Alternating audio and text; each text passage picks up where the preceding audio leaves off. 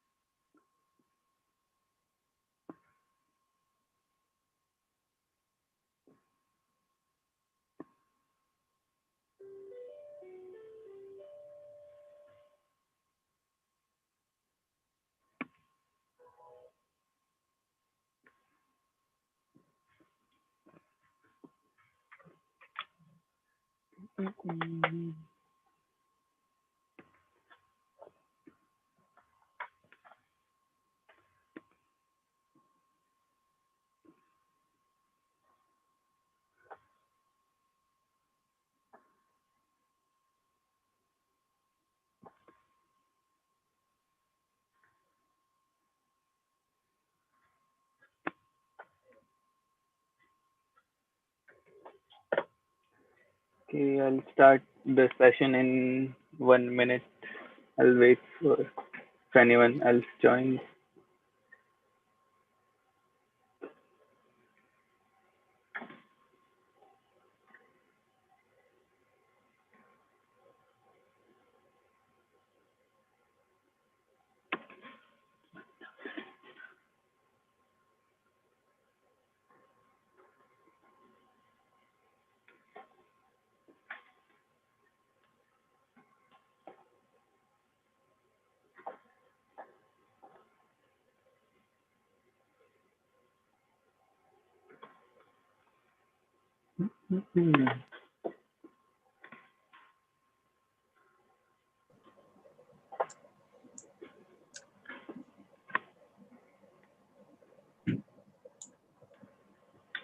All right, I'll start the session. Can you comment if you see my screen? Uh, yeah, I think I can see from my another account. Okay, first of all, thanks a lot everyone for joining. So the agenda of this session is we'll go through basic ML key terms, understand the implications of AI in AEC. What are the ways that people are solving problems currently? Uh, we're also reviewing three papers in different areas where they have used uh, different models of deep learning to solve that problem. So this is our agenda. I'll start with what's neural network. So before we do that, it's important to understand what are the three major uh, techniques of training deep learning models.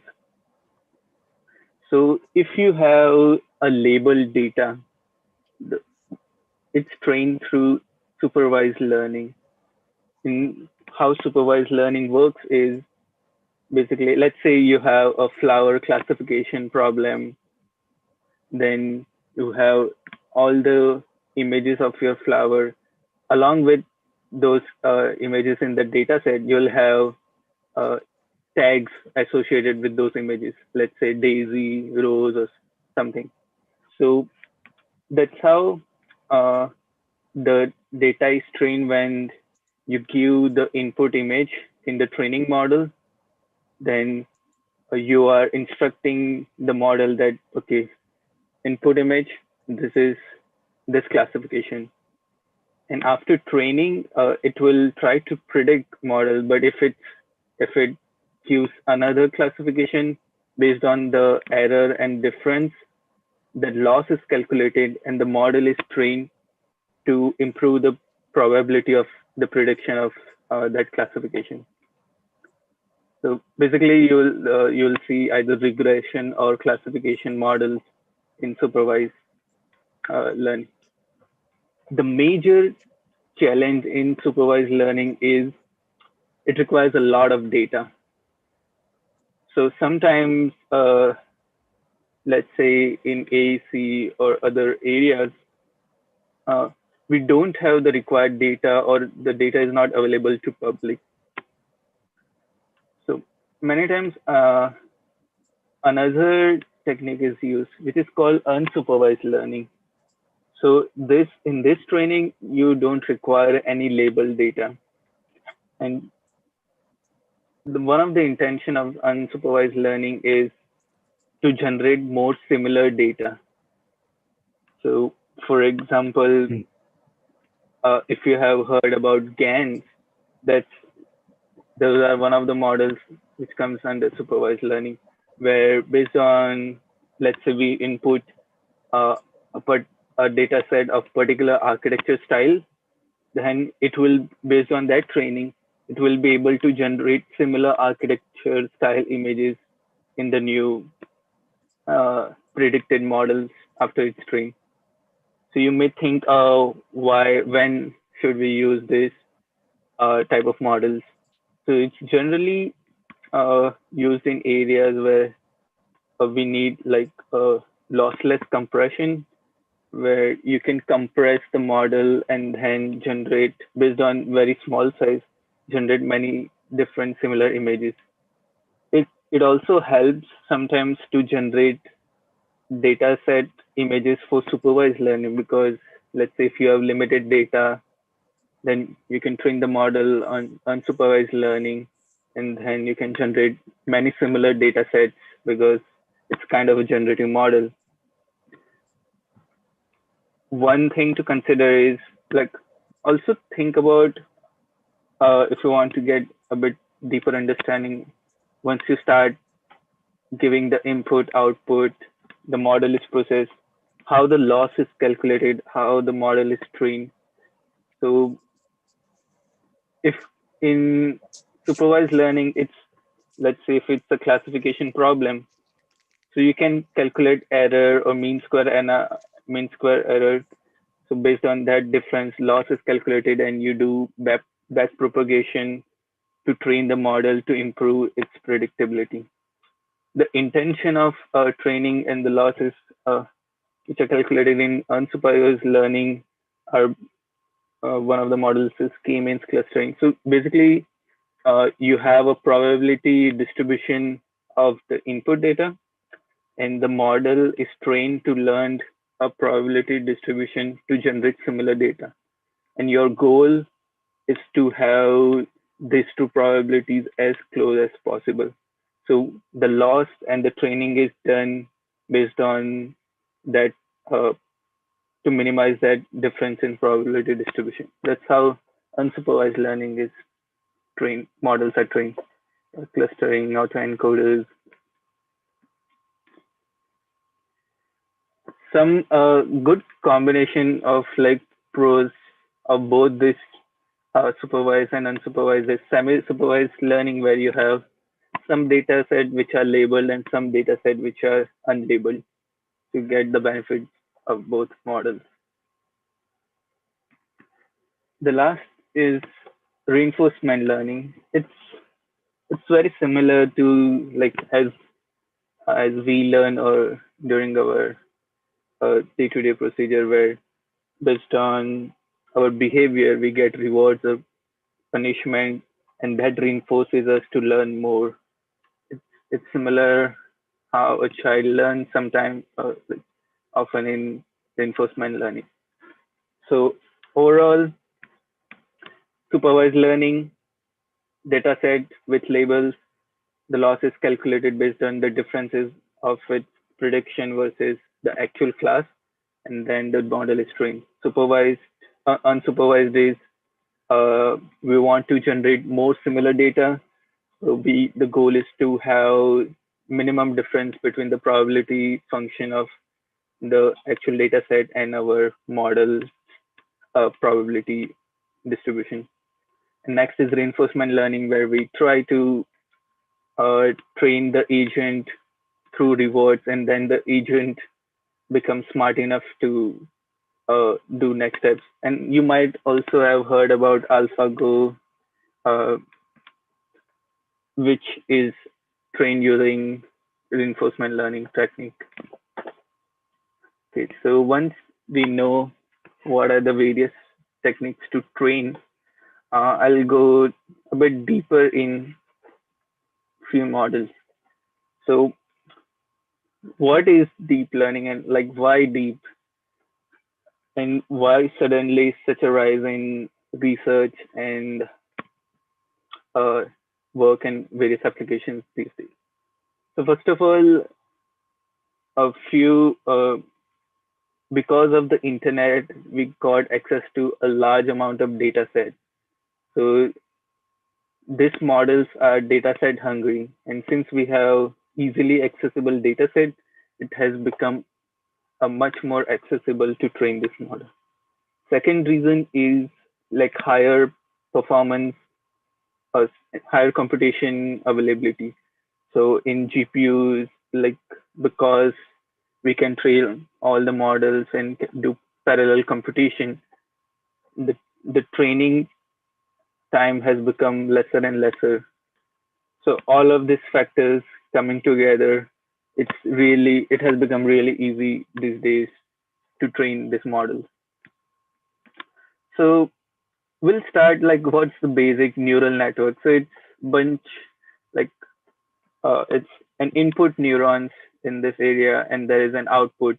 Let's say it predicts whether it's uh, right or wrong, and it gives some numbers.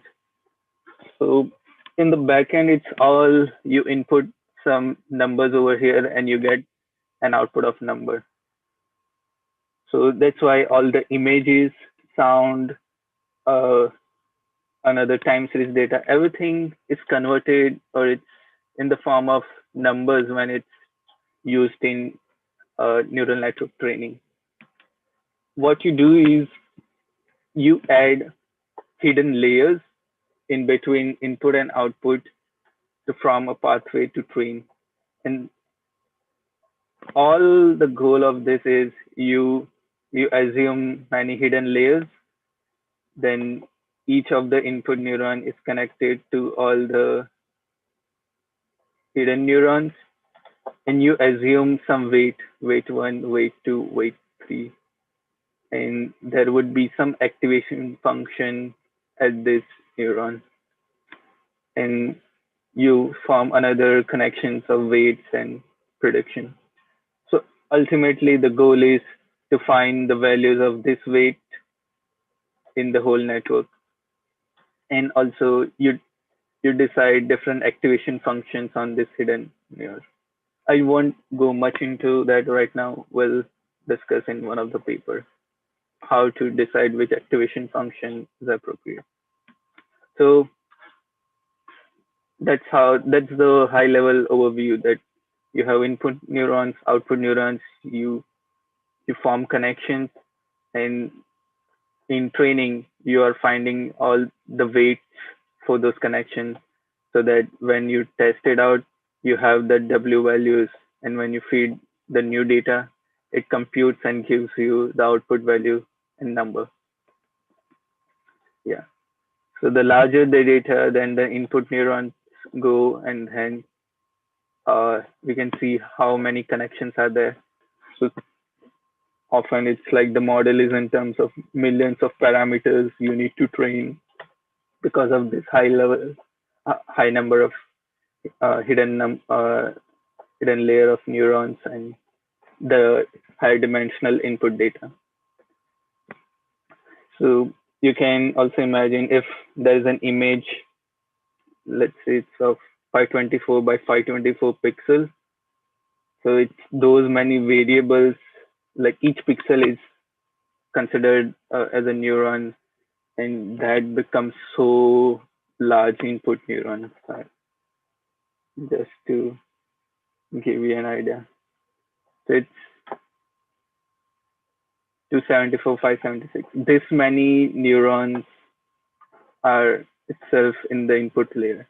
So when you trace back the development of GANs and earlier, so in 2014, 15, they started with very small image, like 128 by 128. And over the years, they are now training the model on 524 by 524 because like we have better competition facilities and the models are getting uh, more efficient in terms of training. So that's how once you have a model, there are so many parameters, unknowns you need to find, and the optimization and the training takes many days to find values of those parameters. Actually, like once you do the forward run, then you do calculation of loss, and uh, then you start uh, changing the values.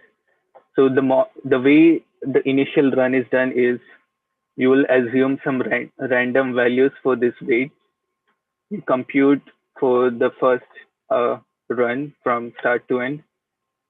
You calculate the predicted value versus the actual value, the difference in the loss, and then based on the loss, you constantly improve this weight in the process so that you minimize the loss as much as you can. That's how the weights are updated for each training. Okay, now this is a basic overview of uh, neural network. Another uh, popular network is convolutional neural network, and it's mostly used over images. And a very high level overview is you will have small filters which you pass to the network. Like this is called a filter. So let's say this will determine horizontal edge, vertical edge, and the way it works is you pass first layer of filters, it will determine edges, and over once it gets deeper into the network, it will identify shapes and bigger relationships. There must be some images.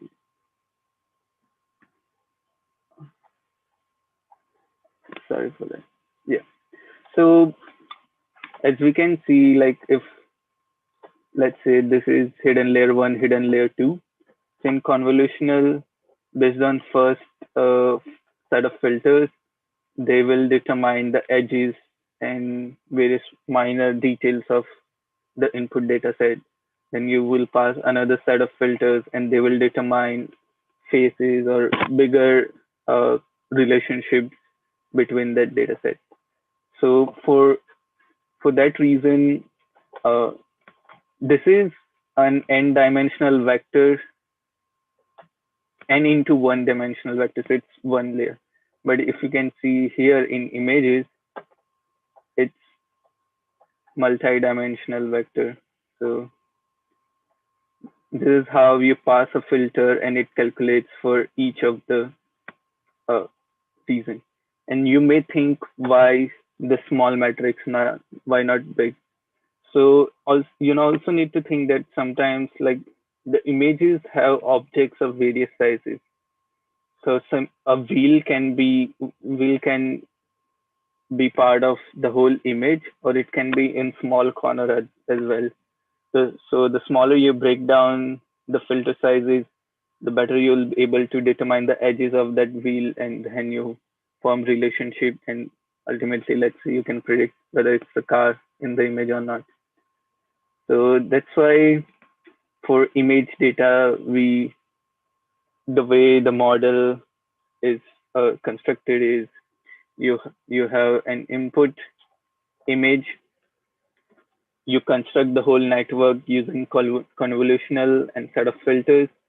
Then the model is trained to identify and understand the edges, various shapes of the network, and ultimately you'll be able to predict various objects in that model. So yeah, pattern detects image as the network learns. So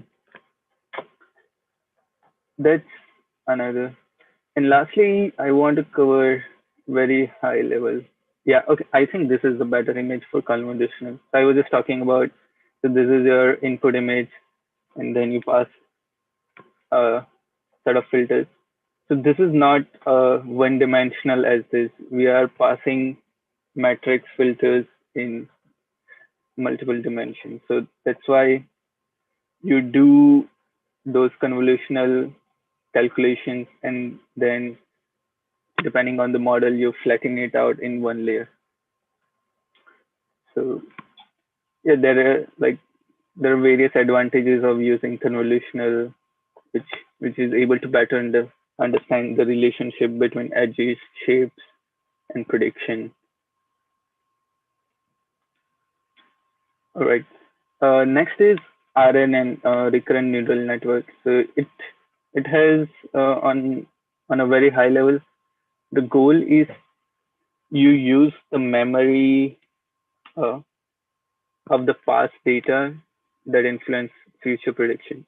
So many times when we do conversation, our next sentence is dependent on the context we are talking, or also on how the conversation and previous sentence it helps to predict the next sentence.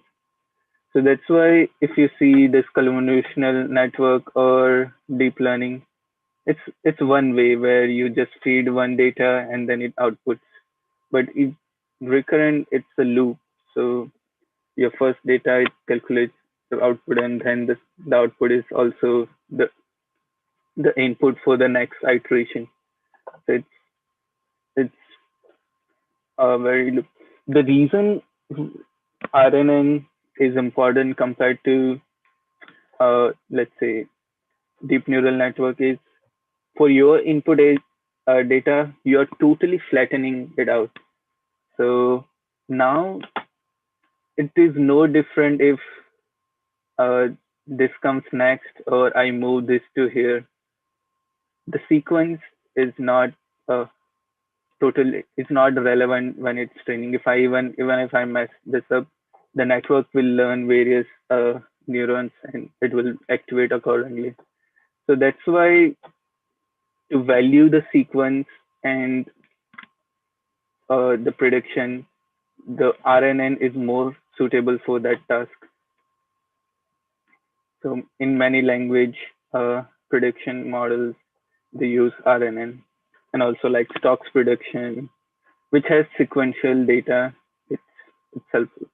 And there are various like categories in RNN where if you input one word and if you're predicting one output, it's one to one, multiple words to one output, multiple to multiple. Okay. Uh, any questions till now?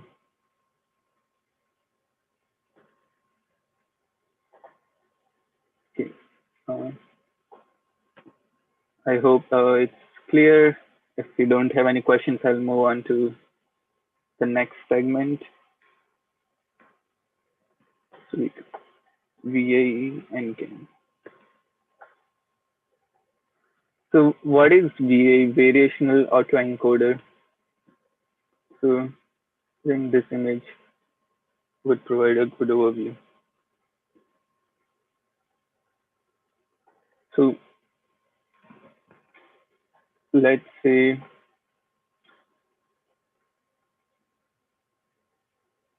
Rameshwar, you asked which platform can we use to create this data sets and use ANN. Good question.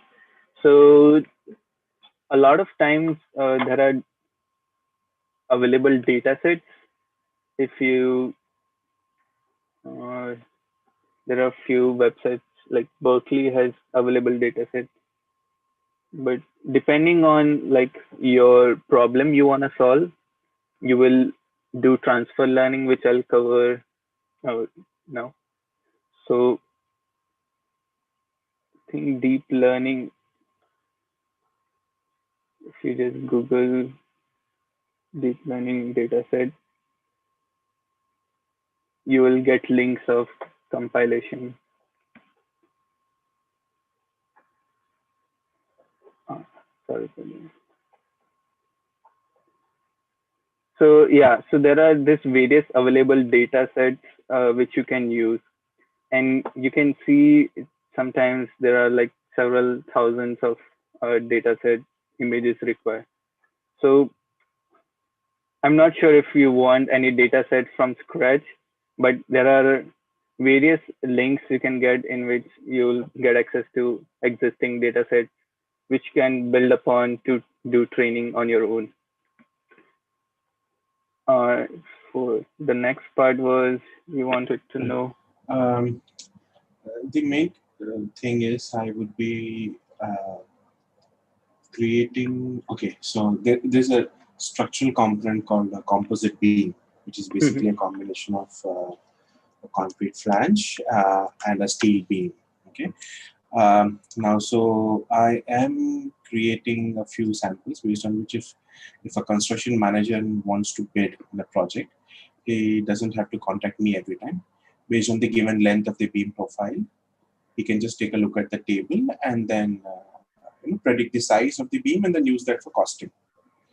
Now, say suppose I've been able to create 50 or 60 of those profile sizes based on the length of the beam. Would I be able to use that data set directly into creating a machine learning model where the next time the manager just types in the length and the beam's profile pops up instead of visually scanning and trying to predict? That's my goal, ultimate goal. I see. Got it. Uh, that's a really good question, and I can totally relate to that. So, uh, I would say like for each, sorry, uh, Sujay, can you please? Okay, I appreciate.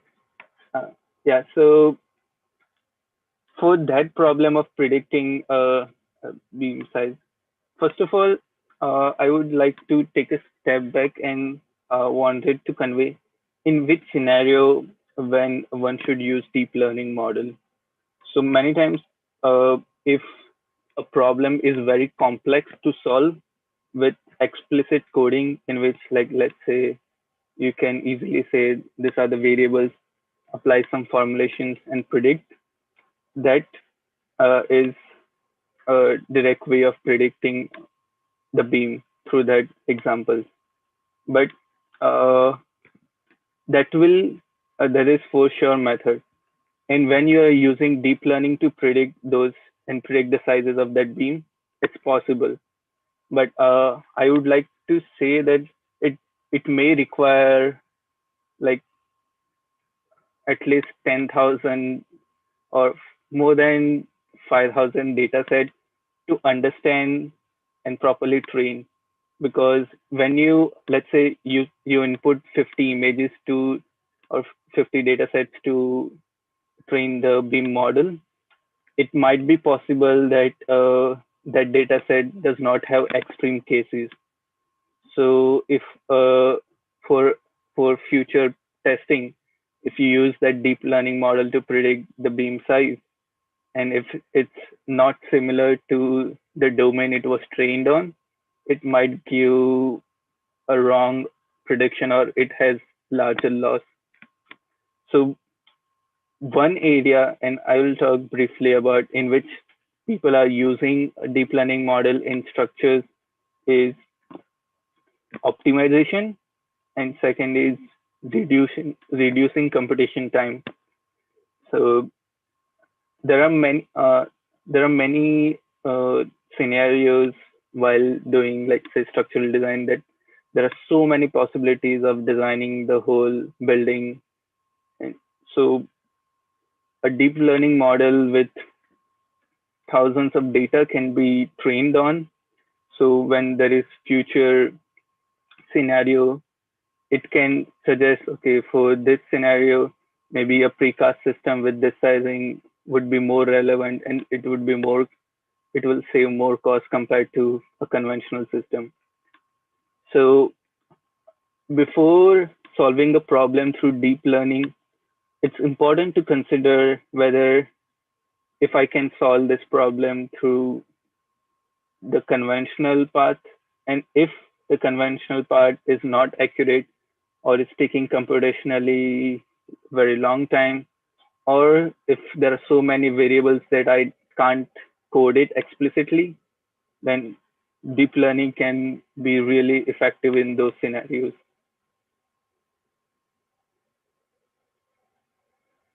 Did I answer your question right?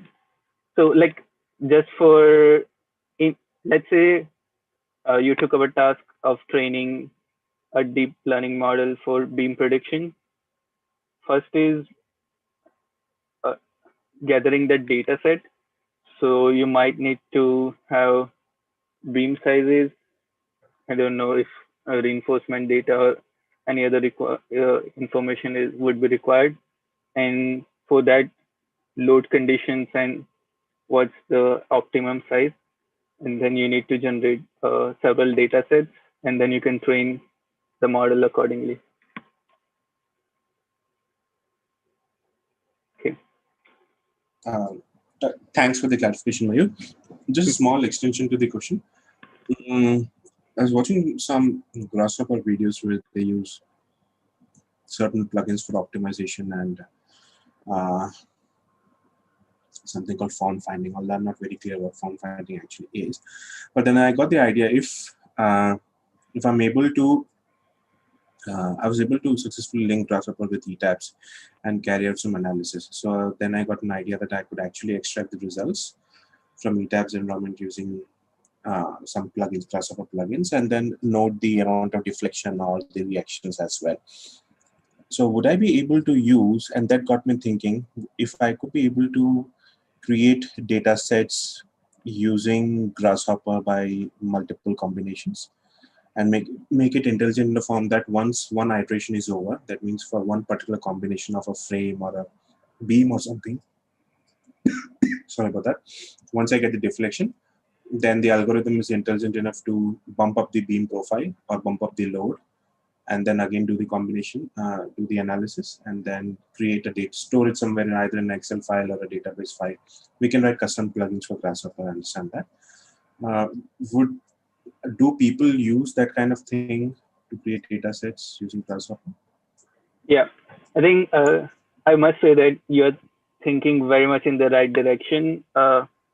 One example, like I have seen a particular group was they were using Grasshopper for daylight analysis, because once the building gets bigger, for each iteration or for each option, the daylight analysis causes a very long time.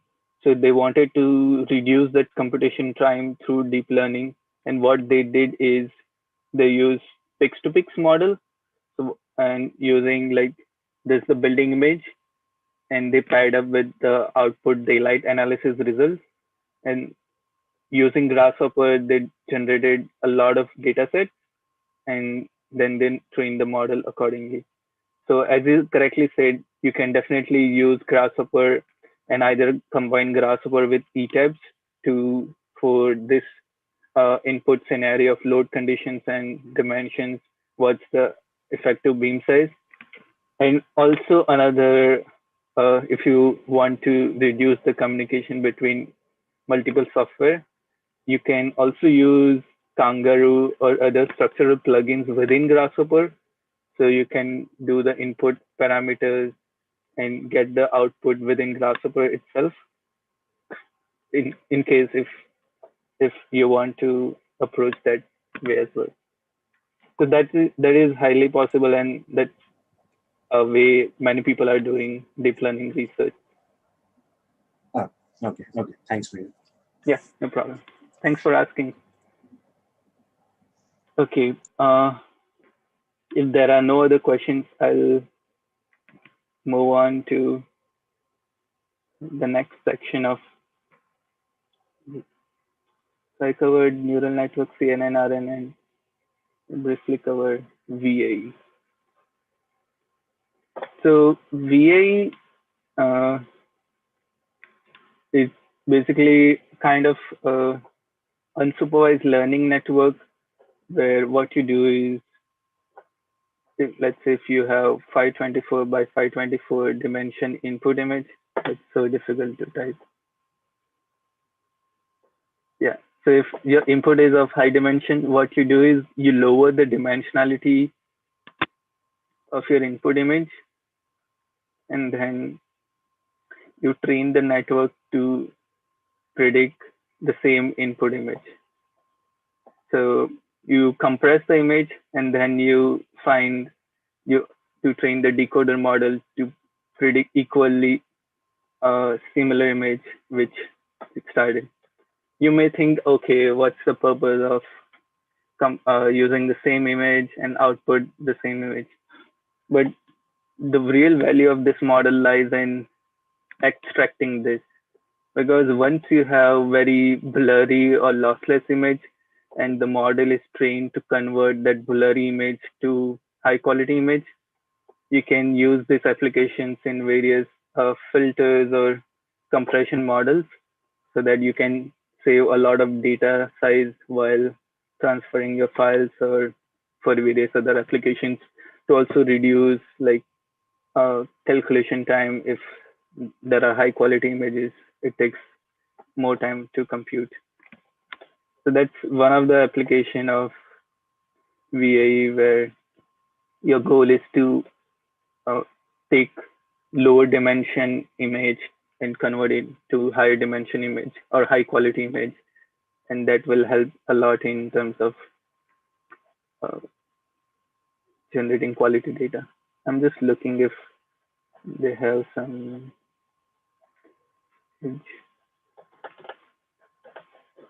Uh,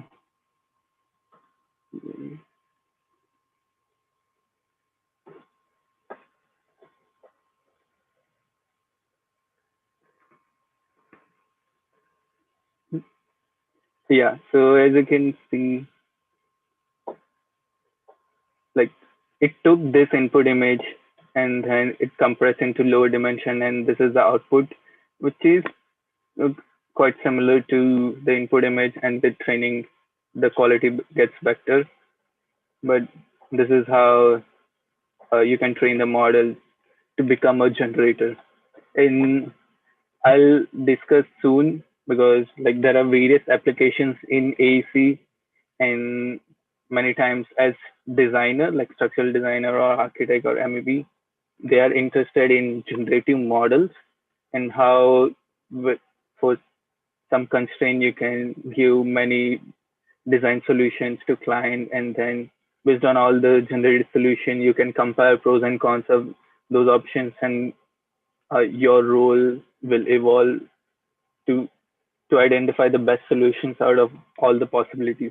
So basically you open up areas for exploring more solutions in a design space, and then uh, if these networks are very efficient in generating different design solutions, then maybe the role of an engineer or an architect may evolve to identify what out of all the solutions which would be the best fit for the client, or the uh, sustainability, or other goals you have.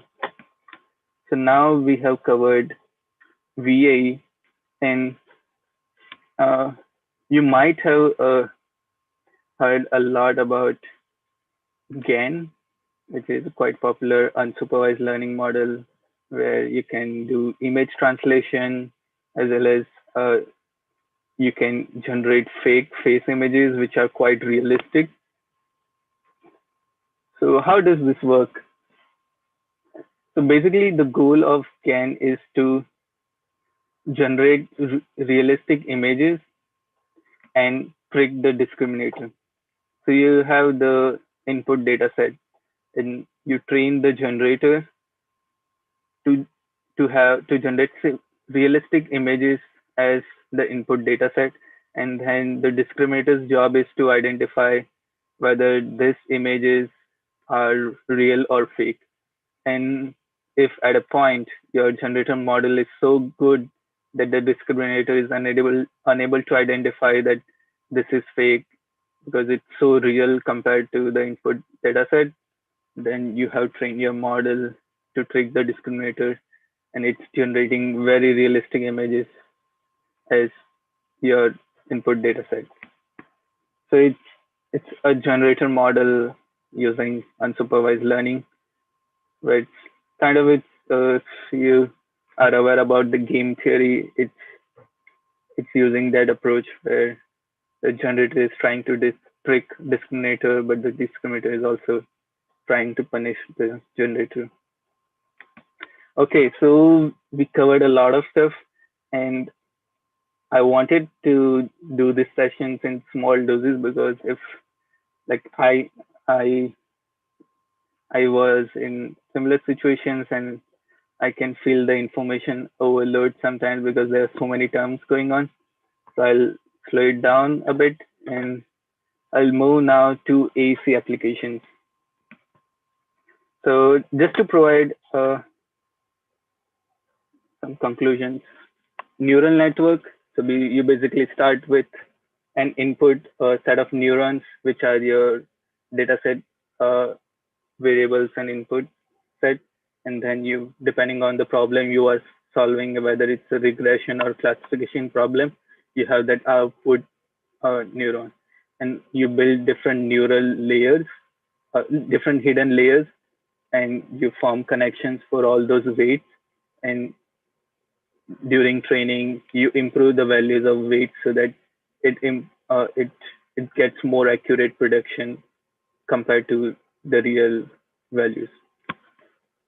We use convolutional neural network for images because those are it works on like using filters, forming relationships between.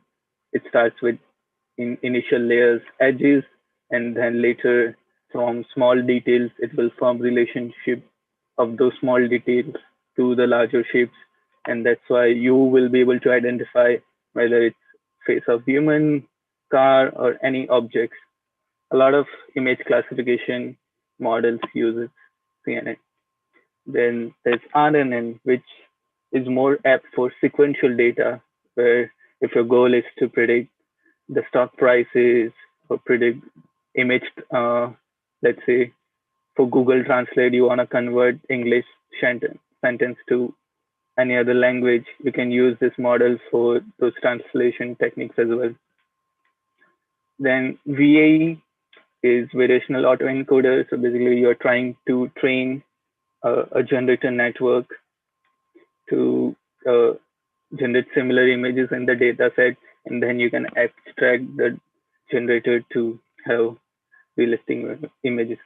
Another example of VA would be sometimes you have mask on your images, or some, let's say your input data set have some bookmark and you want to remove that bookmark. You can also do a VA model and it can generate images without the bookmark. Similarly, like for GAN, it's a better generator model compared to VAE because the training is done and the loss is calculated. Okay. Now I'll move on to ACAI applications.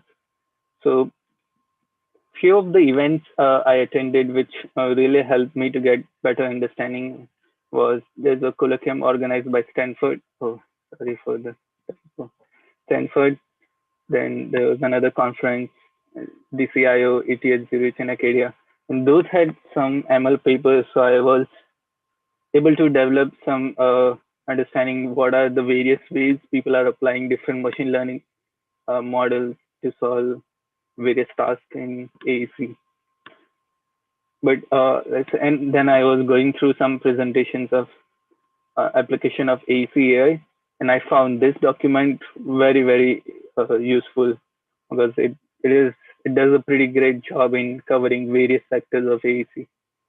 And the challenge is it does not have high resolution image, so I will directly go to the presentation and walk you through some important steps.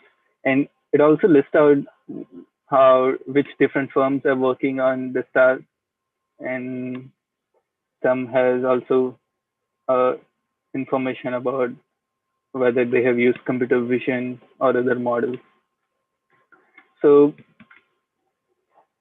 my explorations for last few months, where I was using StyleGAN, which is uh, one type of GAN model to generate various floor plans based on the input training. So the model was trained to generate new floor plans based on the training data set. So most of the explorations I was doing was work under generative design aspects, where I was looking to generate more better solutions or explore the design space and make it bigger. So I am aware about many solutions possible in that design space. So few of the ways people are using uh, machine learning is in land survey, where based on the satellite images, you can uh, detect the edges, sorry, detect the edges, and then use those edges in your CAD models. And based on my discussion, I think CNN model would be appropriate to use because how it is easily able to identify various edges in the input images, and then you can abstract those edges and do various other operations.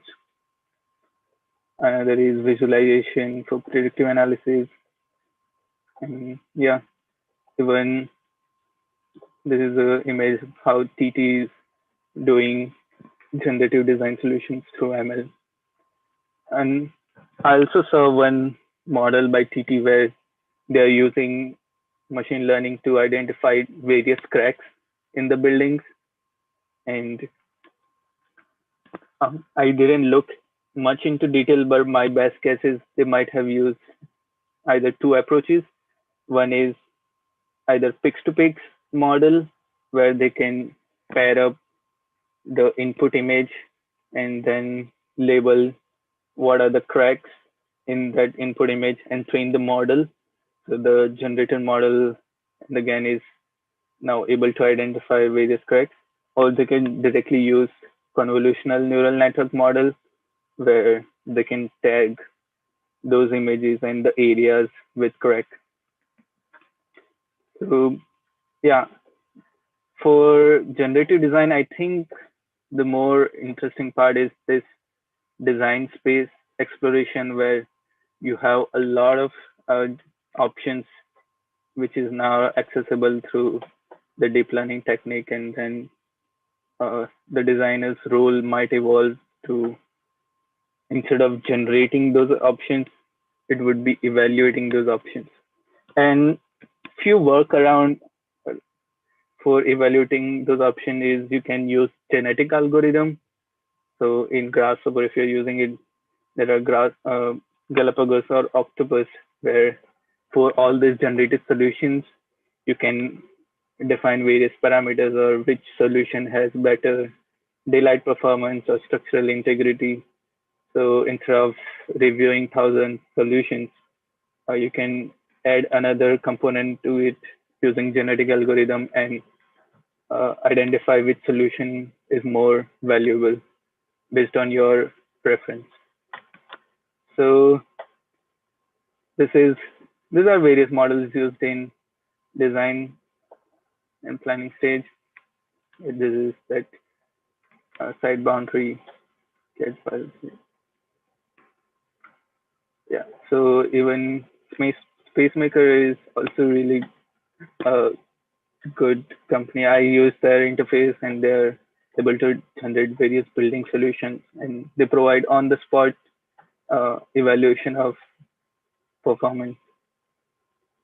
So one thing which is important to note is uh, once your deep learning model is trained, it's pretty fast to compute.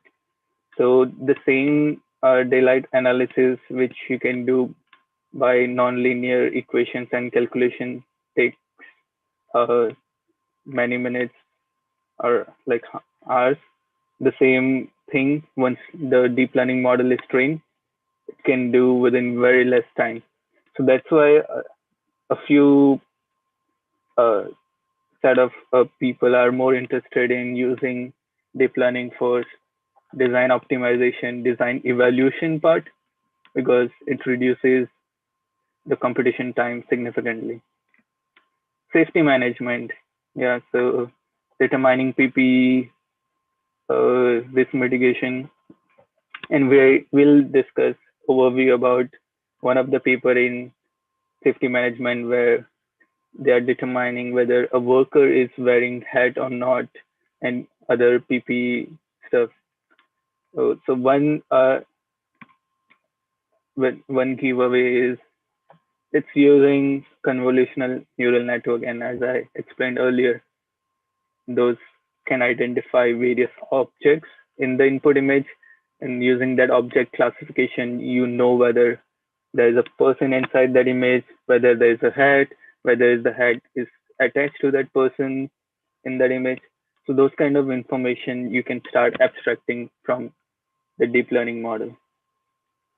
So these are the various companies who are working in that. So yeah. So as I said earlier, it's all numbers. So it will predict the probability that is 0.63, 0.87, whether the person is wearing hat or not. Another factor is schedule optimizer and progress monitoring. And I think it's it might be useful a lot during like bidding stage and also for manager. For for example, when they start taking the project, there are so many parameters which are not predictable to decide the planning, budget, and estimation of resources. So from if there are companies with a lot of projects, they have a good data set which they can train upon. So the next time they are doing resource allocation or budget optimization, the model can help to predict that based on this scenario, it might be preferable to allocate this many resources. Because, yeah, if a manager is making that decision, then based on his experience of those projects, he will do the best guess. But there are no data driven design approach to make those decisions. So that's why this kind of models can help in that scenarios for scheduling. Yeah. Okay, it's 11:51, so I will pace it up. Few models is yeah using autonomous equipment. One, as I discussed earlier. So remember I talked about reinforcement learning. So there are few people working at the intersect using reinforcement learning and training robots to do construction work on site. So a very high level uh, overview would be they can give rewards if the robot is picking up the product and dumping it in the right place versus another place, and also maybe punishment if the robot uh, is obstructed by some other people around or some wall. So that's why they can train robot to do construction tasks, even and also you can do various other equipments and monitoring of products. So yeah, is using computer vision sensors to do this task. Yeah. Similarly, cost management. If you have a lot of data, you can do like what were the input uh, variables you have, and based on the past project, what was the cost for that project, and over time uh, with training, it will be able to do cost prediction using those uh, data set. So I think as uh, engineers and architects, it's important because these models can learn anything. But we know as like because of our domain knowledge that how many parameters are more valuable for training. So I can do uh, let's say there are 20 parameters. I can do training using 20 parameters, or I can do training using 10 parameters. But if there are parameters which are not relevant, the machine will learn stuff which is not required. And there is another issue of underfitting and overfitting. So just remember those terms, because if you have a lot of uh, parameters, then for new cases, it it it's it's learned so much using the previous cases that it's not working properly. And if you train with very less parameters, then you have higher loss. So it's really important that how you can ideally decide the number of parameters and avoid the problem of underfitting and overfitting. Okay, yeah, this was the model I was talking earlier, where they're using computer vision to detect and predict any damages. Okay, sustainability, yeah, prediction of resources and material usage and energy. Yeah, so it's very data intensive, and I think there are few data sets out by uh, NREL, National Renewable Energy Laboratory, and ASHRAE if you want to do some operations on machine learning for sustainability. Yeah. This another is contract management. Contract management. This is like we have one paper which we'll be reviewing today, where the paper identifies various code compliances, and then it will be able to do compliance checks for your design. Okay, that's it. Mm, any questions related to AEC AI application? Anything which you are working currently in your domain you think would be an interesting problem to solve, or you want to know for the problem you have, what are some models which can be used to solve that problem?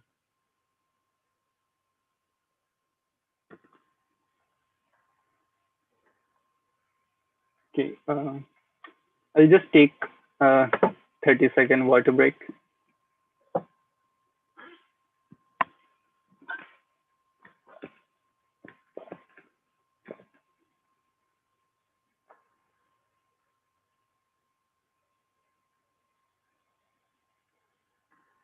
Okay.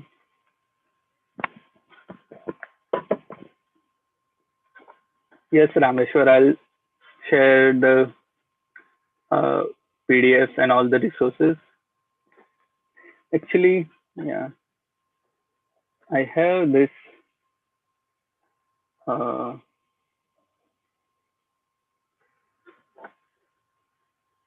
it's not there yet. So I made this. Uh, sorry for that.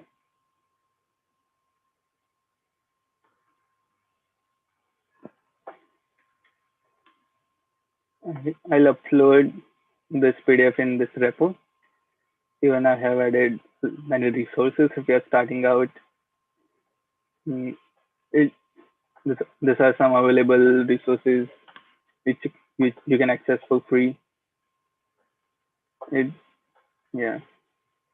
There's also like artist exploration section, which starts on very basic level of neural style transfer and various other explorations.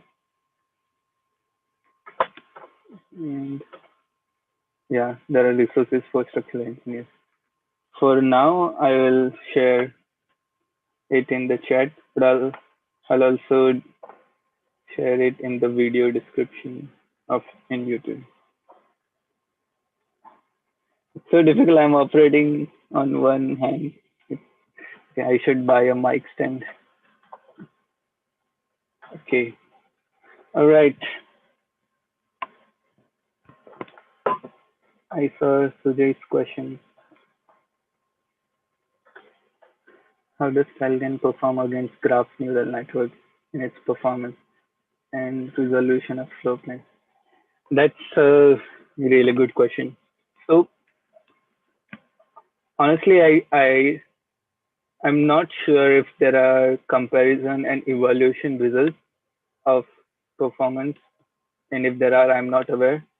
But I was reading papers by Autodesk in which they use graph neural network for flow plan and structural design optimization, and it was pretty efficient. So I don't know exactly how much performance, and a lot of time the problem might be different. Like for example, in StyleGAN, uh, if you're generating flow plan, there might be few realistic, few unrealistic solutions. And if in graph neural network, let's say if you have defined room tag and room sizes, it will generate various iterations which are more realistic. So it might be better in that sense. But as designers, sometimes we also want to explore some uncommon solutions. So if you just want to give model or machine some freedom to do some crazy solutions, it maybe StyleGAN has more freedom in that regard. But if you want realistic defined constraints, then graph neural network would be preferred. I might do a video or a paper review on house scan for floor plan generation. And yeah, when you say floor plan generation, let me just show you what I did for. Um,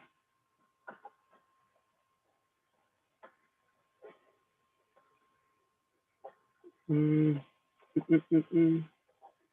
I made a model of floor plan generator. Okay, so this is trained using StyleGAN, and the data set I would like to clarify it's pretty low. It was around 1,000 images. I did some Instagram scraping, and this is called a latent space walk, which I just like to know. Tell you you don't want to say a lot of information. So just note the terms, and in your free time or when the need arises, we'll go deeper into that. And the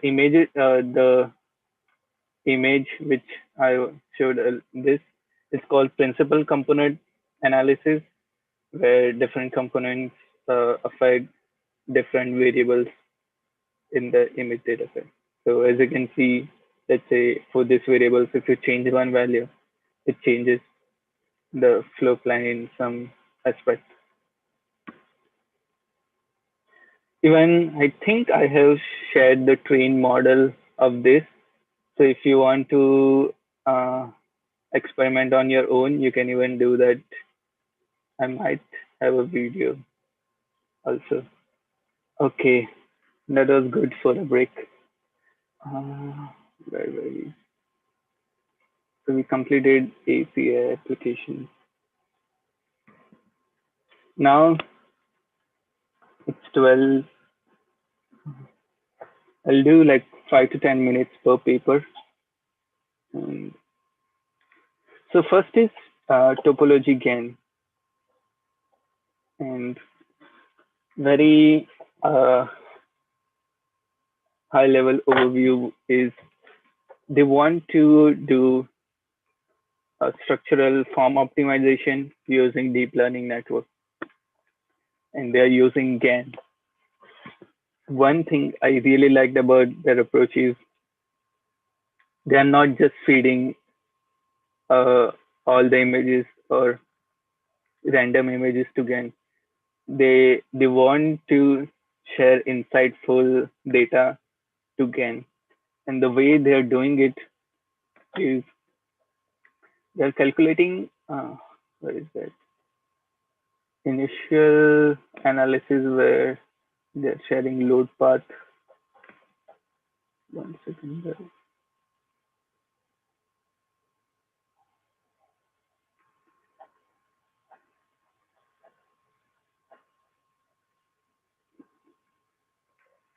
Pick image, relay images, random. So this is conventional GAN network approach, but they were doing some Van Gogh stress analysis, and there was one more load path analysis they were doing to, and then they were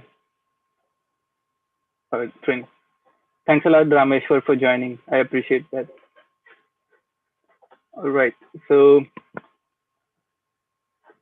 they are using pix-to-pix models for training, where they'll input load parameters, what, and based on load parameters, they want an output image. What's the efficient structural form based on that load? So quick high-level overview about pix-to-pix. So pix-to-pix is a conditional GAN model where you you train the model using two sets of images, where, like, let's say this is the input images and this is the output. And as you can see in this model, they input a lot of winter images and a lot of uh, night images, and the model, based on after training, it will be able to predict that. Similar for facade, you can also do training on edges to realistic render. So what you in your training data set, you can do few, like, either, I think in Python, some commands where you can identify the edges of the realistic model, and hence you can generate the input data from the output, like your data set, and then you can feed both of this to train the model.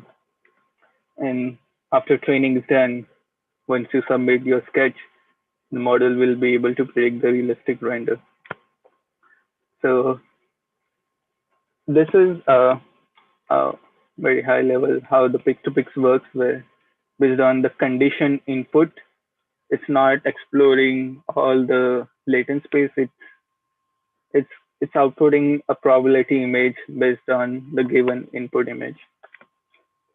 But you can also imagine a case where, let's say, we saw that video of converting zebra to horse, that for exact shape of input image, it's not necessary to have the exact conversion in the output image.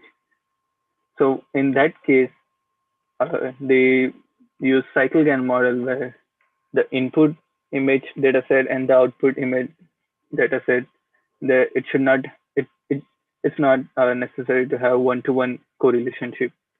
So you generate all the input dataset, uh, you submit all the output dataset without any correlation, and then the model is trained.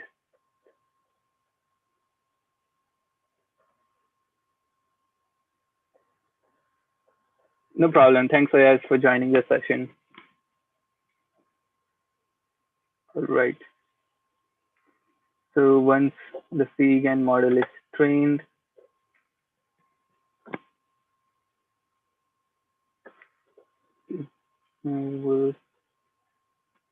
so the way this model works is uh, using the input data. They they do analysis to find the load path. I think I saw an image. Yeah, this is the perfect image. So using the input data set, they do FEM calculations and generate this strain energy and stress diagrams. And based on that, they use pix-to-pix model to train it to output efficient structure. And yeah, so this is these are the parameters for the input.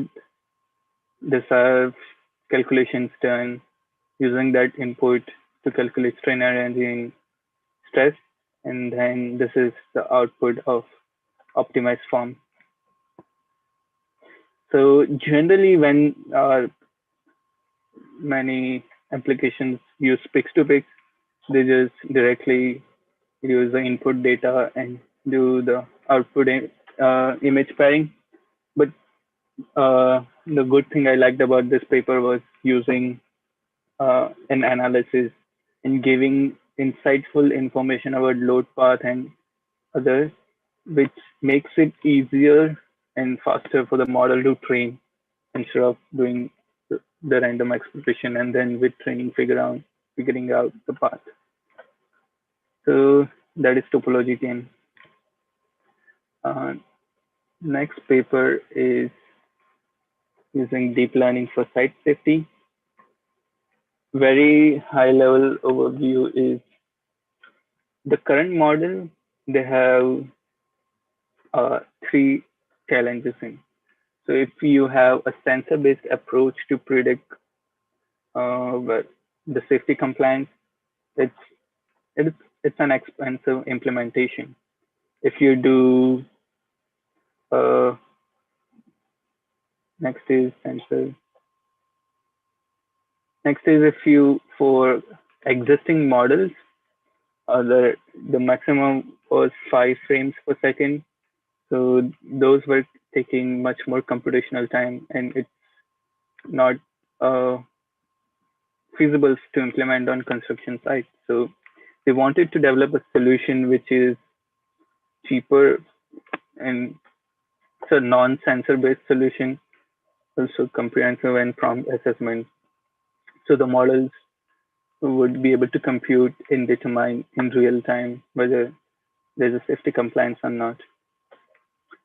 So basically what they do is they divide the input images.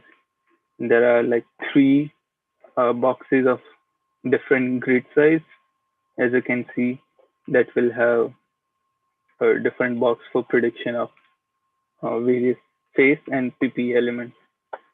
And the parameters are like it determines the center, X and Y coordinate, width and height of the box. And based on that, it will be able to identify the objects in the model. And one of the way the loss is calculated is maximum overlap of ground truth and the prediction. So uh, there's one function, yeah, this function does that. And they have used three different approaches for this exploration.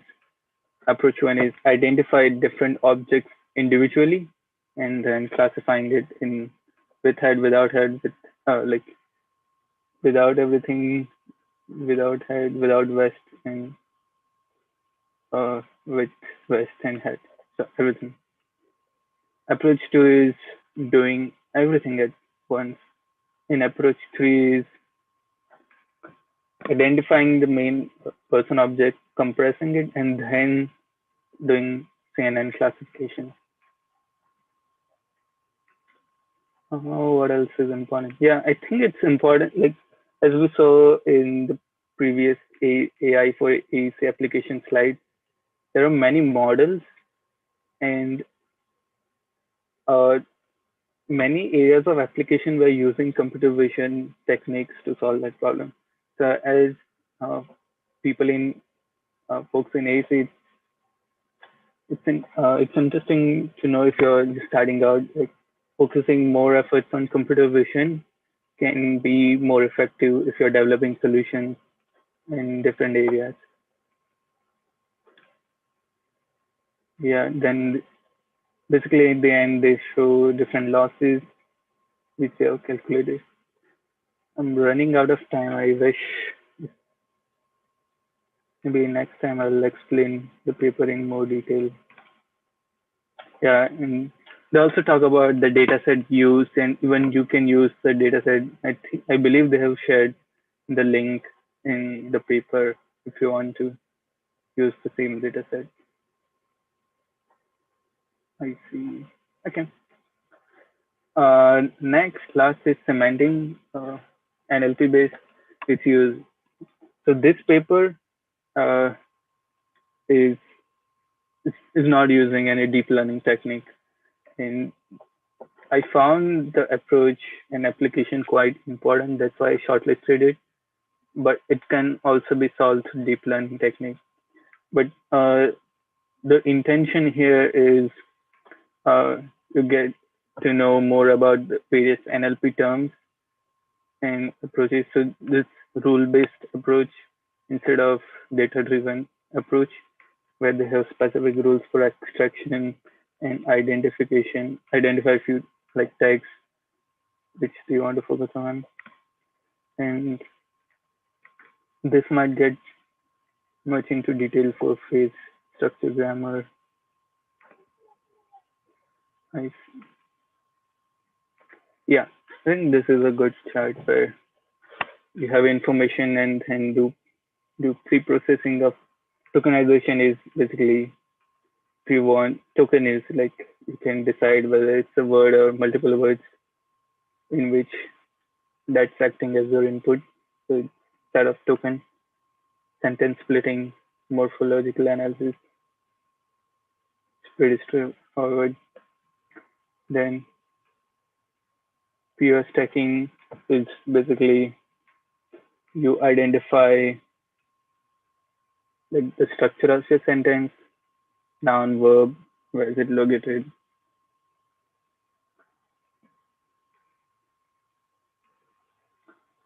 feature generation. Yeah, and this is like you can see how it's processing the data set. These are the tokens each of words, peers, features, where they're identifying a relationship of different keywords and rules, target analysis.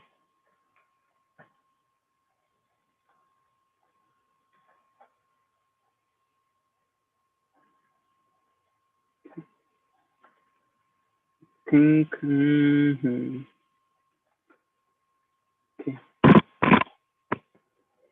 Yeah, the way NLP can be applied in AEC would be using it for various uh, code compliance, contract checks, and it's important that you decide and uh, shortlist the approach you want to use for breaking it down because a lot of time there are information which are not relevant to AEC if you just directly use the existing model. So I think in paper at some point it discusses where if let's say if you use bridge and use training model outside AEC, the bridge has different meanings depending on different contexts. But if the same word is in the contract or code compliance, it has very narrowed meaning. So it's important that for effective training and solving the problem, that what are the things you can do transfer learning, what are the things you can just narrow it down and focus on those terms relevant to AEC. So, oh, Sujay, hi. I thought I was the only one talking.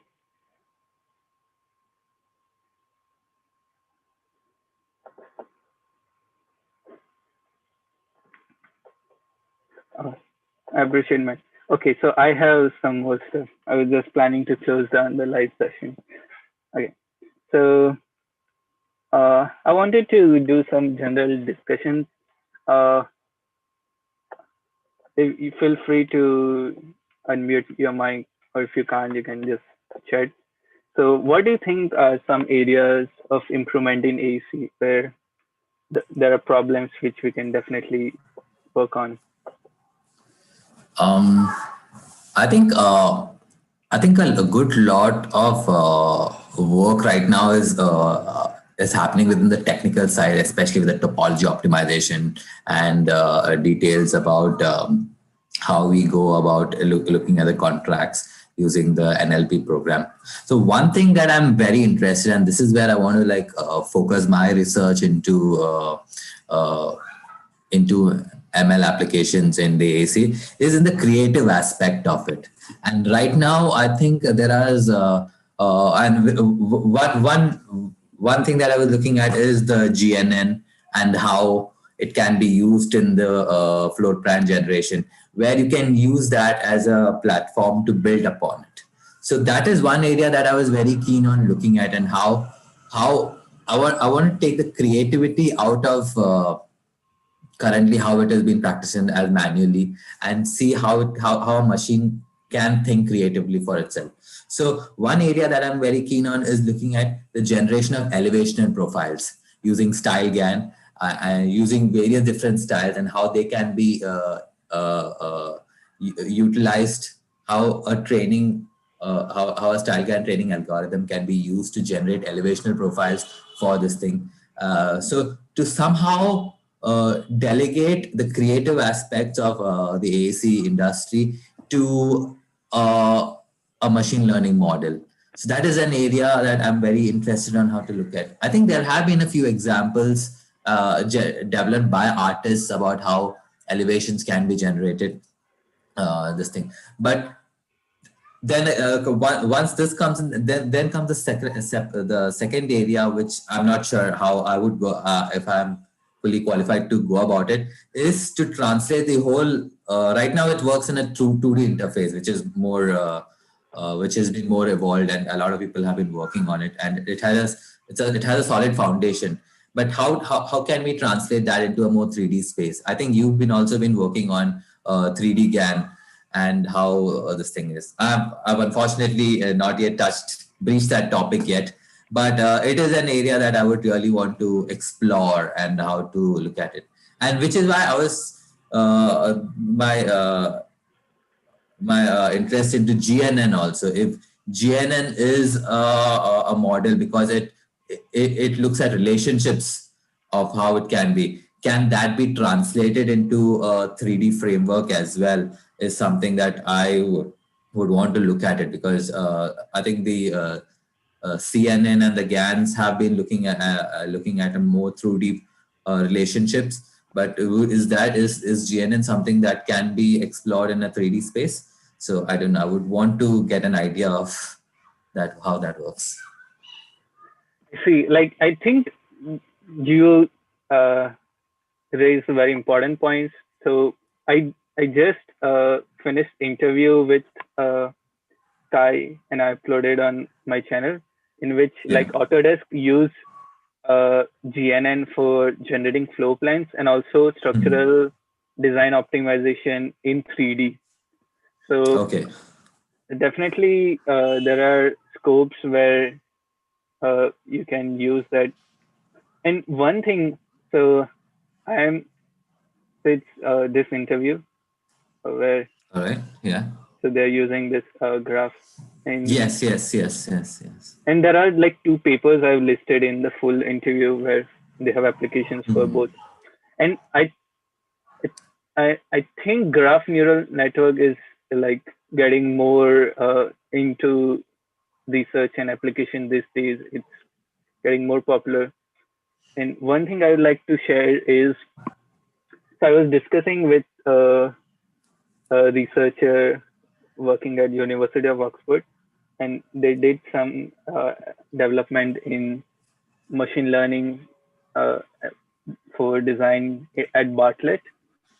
So we were just discussing about like GAN versus reinforcement learning, and at some point, like there were thoughts about, okay, at one point after doing a lot of GAN, you will be able to know that what kind of similar solution the GAN model will predict. So Yeah. we'll generate new things, but there's a particular theme attached to it. It's not totally novel solution. And I think based on my current experiment, I saw that it was pretty true, where the house floor plan, they were morphing in different forms, but there were like rectangular or something which has some inherent connection to my input training data set. So I see for creativity, what they are doing is they're using reinforcement learning and uh, combining that with shape grammar. So Okay. I think one of the areas which maybe I'm uh, currently exploring and interested is, so like the basic three-layered approach of generating solutions, evaluating it, and then finding the optimal solution. These are the core stages.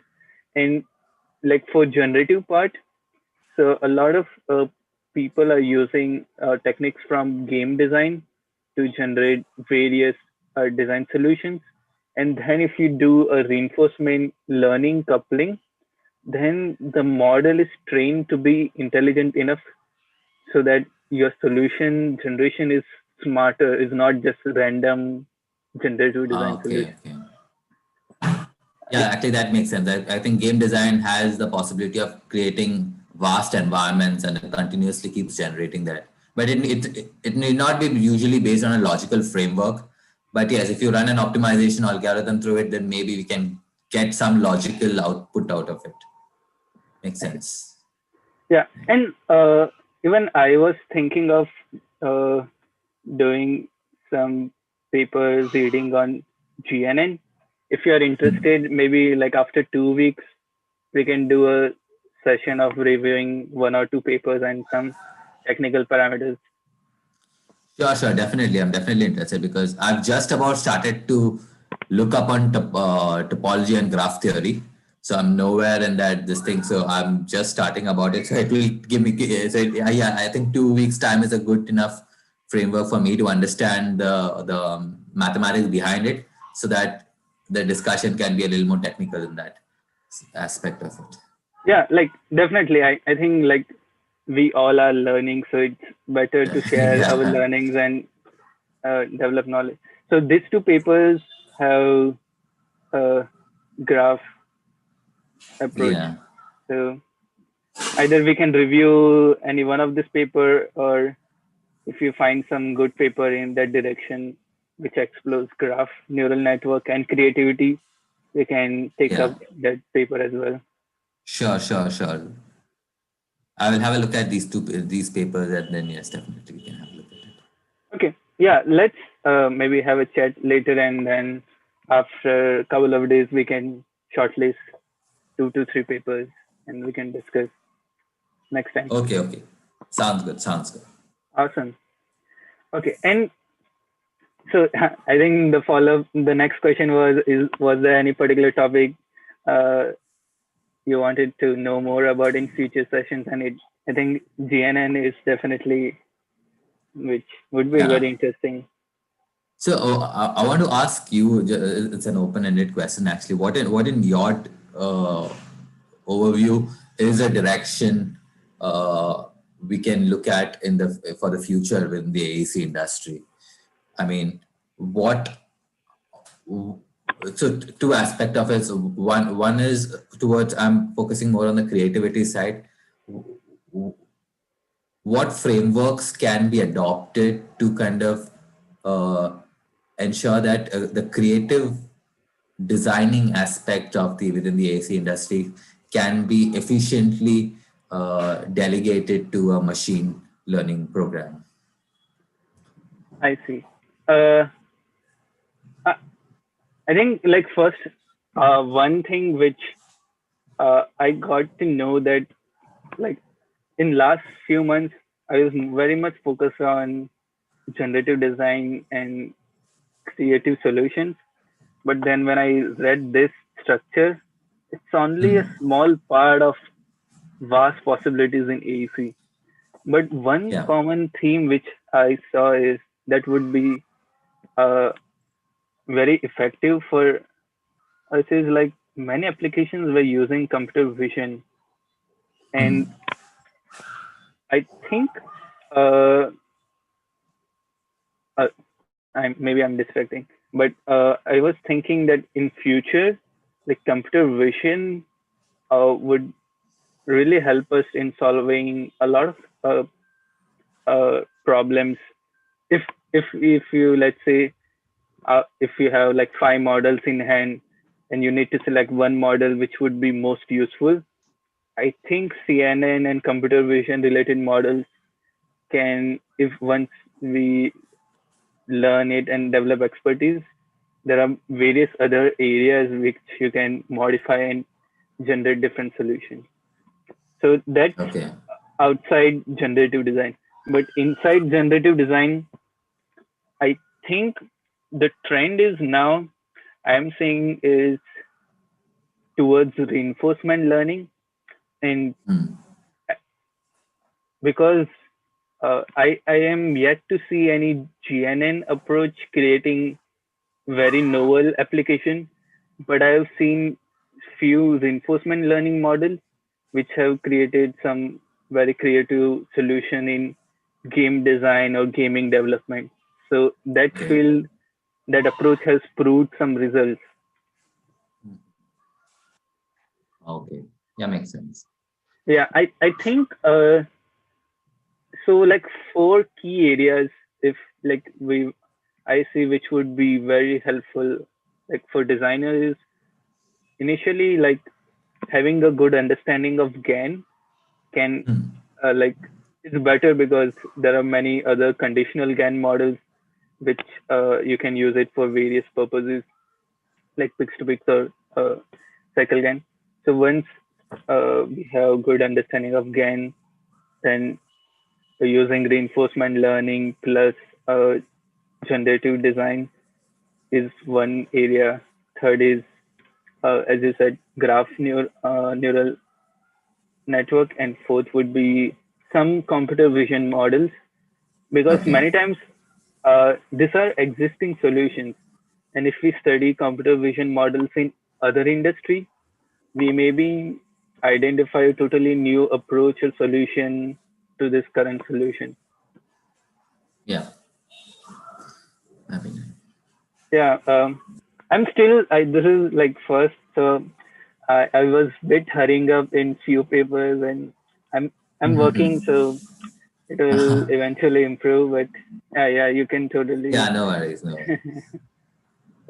But I definitely want because I'm one of my intent is like community co-learning, where like Yeah. we guys can learn together because Mhm. other folks which I've seen is like they are already experts, so they know stuff very well. But we are learning, and Yeah, that is true. I can share I can share that okay, I have read this many papers, but there were few papers which were good, but there were few which were not good. So it might Yeah. save your time if you're doing some learning in that aspect. So No, definitely, definitely. I think that is quite a bad because uh, a lot of technicality just tends to get lost when you're just reading, and so it makes sense to bounce off the ideas just to have a clearer understanding about how well you understood some of the concepts. Yeah. and in the GitHub link where I shared like AI for architects, uh, Yeah. a lot of courses are very less on the technical side, but more on the creative exploration of AI. With Yeah. like, there's one course on machine learning for artists, and that Yeah. course really like it excites you to explore more AI applications. I would say so. As designers, sometimes we are not doing like very numeric computationally savvy solution. Initially, we want to know how we can use this creativity in our day-to-day work and what are the horizons, like what are some areas, and then based on the need Yeah. they'll more into technical. One thing I wanted to ask you is like a lot of times, at least within architecture uh, or other, I don't know about other industries. I mean, you can look at some object and you can almost reverse engineer how the design evolved or how something was built, something like that.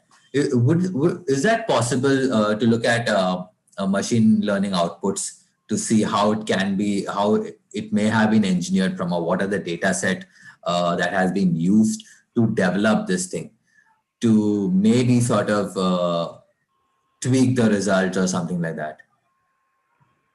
Hmm.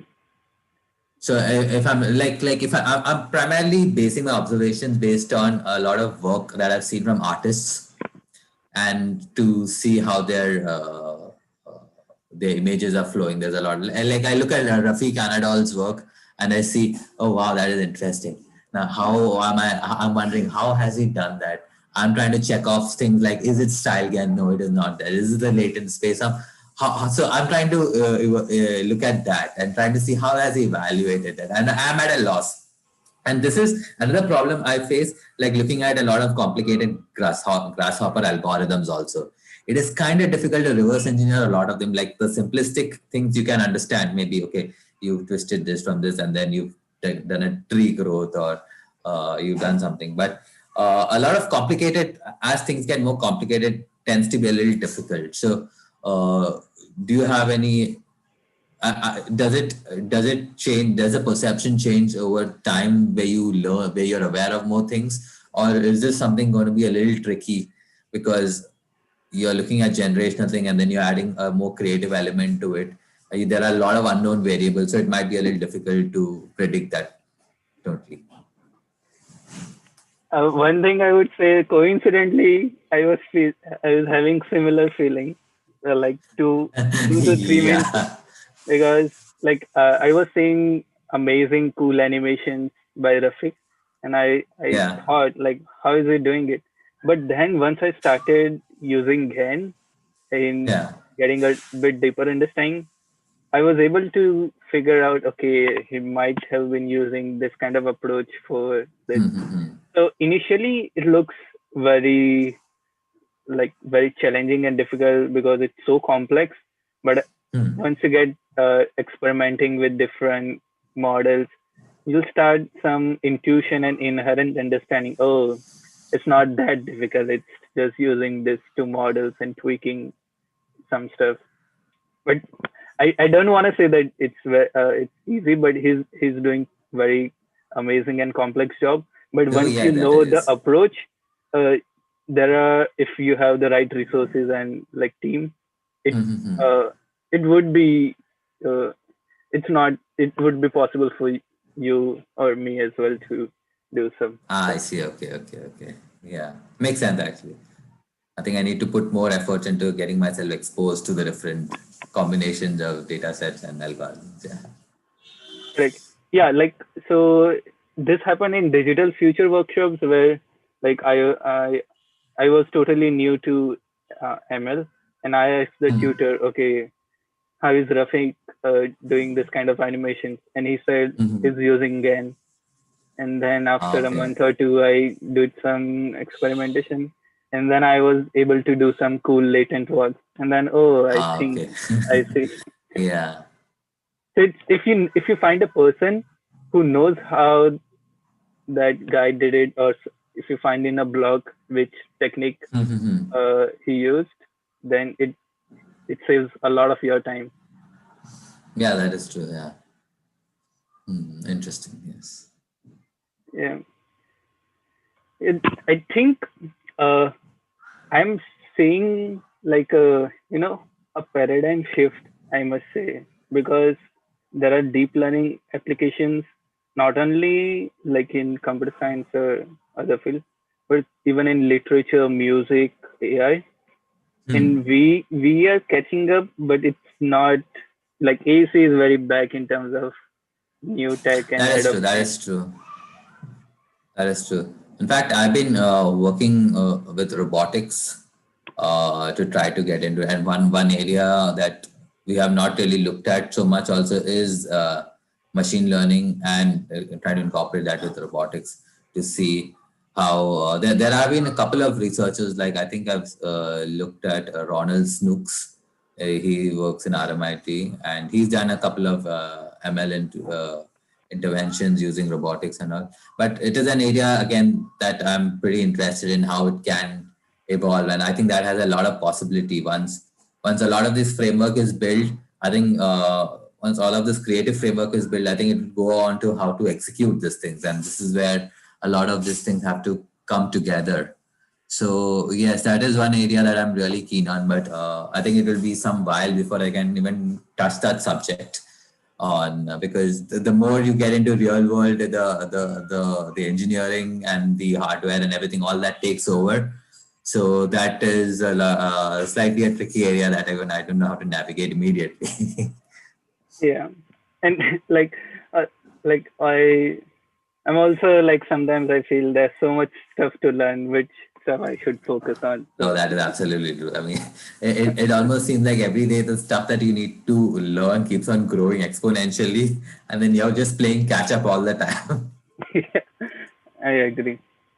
Yeah. But yeah, I think yeah, robotics definitely will be quite huge because right now we are in a stage where we are using machine, let's say like parametric design to do complex ones, Mhm. and even like with GANs and AI, different ML models, we'll be able to dig more deeper into the complexity of design spaces. And Yeah. at a point, like we are good in decision making, but in terms of accuracy, fabrication, robots are way better, or machines are way better. So Hmm. at a point, once we have models or scripts which will be able to generate different design, and we won't be able to manufacture or fabricate ourselves, robot will definitely Yeah. dominate. That is true. That is true. Cool. I Yeah. Next time, what I'll do is I'll do the session in like 1 hour, and I'll focus more on like 10 to 15 minutes per paper.